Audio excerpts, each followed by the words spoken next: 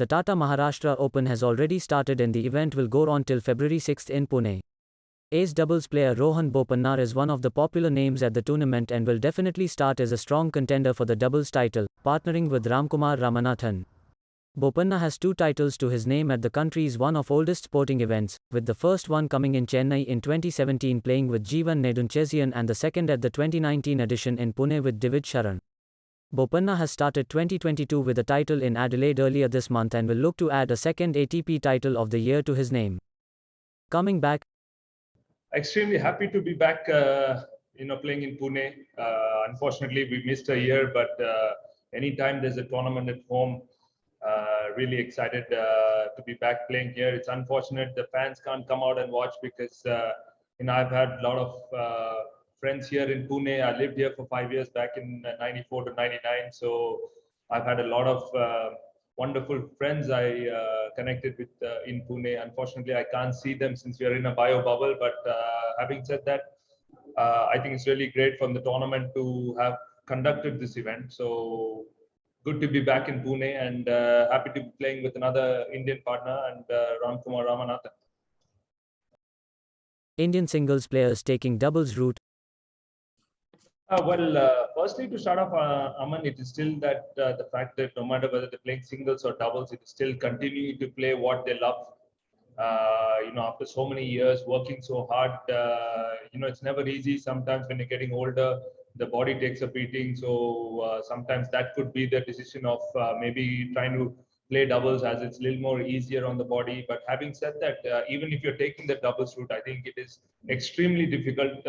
It's no guarantee that that's an easier route. Having played for so many years, the question is not about just trying to make it there 1 or 2 years. It's about sustaining for years and years, and that is the key. If you look at it in the men's doubles, I was the only one, playing at the Grand Slam. I would love. We have so many wonderful, players there. It's unfortunately, but the sustenance of maintaining the ranking, keeping the ranking at the high stage, and playing week in, week out is the key. I mean, so there is a good opportunity for them.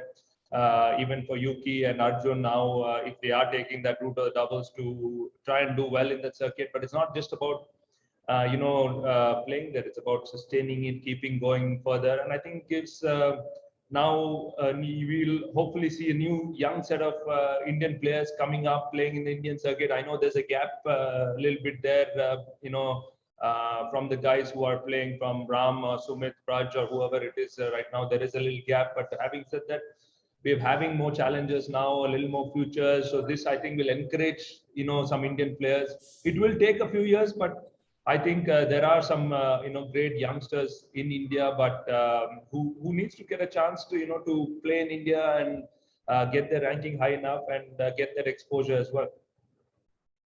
Playing with Ramkumar Ramanathan. I mean, the biggest thing is that, I watch him grow as a player. Whether it is in Davis Cup or all the other events where he's played up, wherever I can, if there was some advice I could give him in his game, I've always helped him, trying to see where he can improve. And, I've got to know him off the court really well. I think so that camaraderie, just being on the court, I think,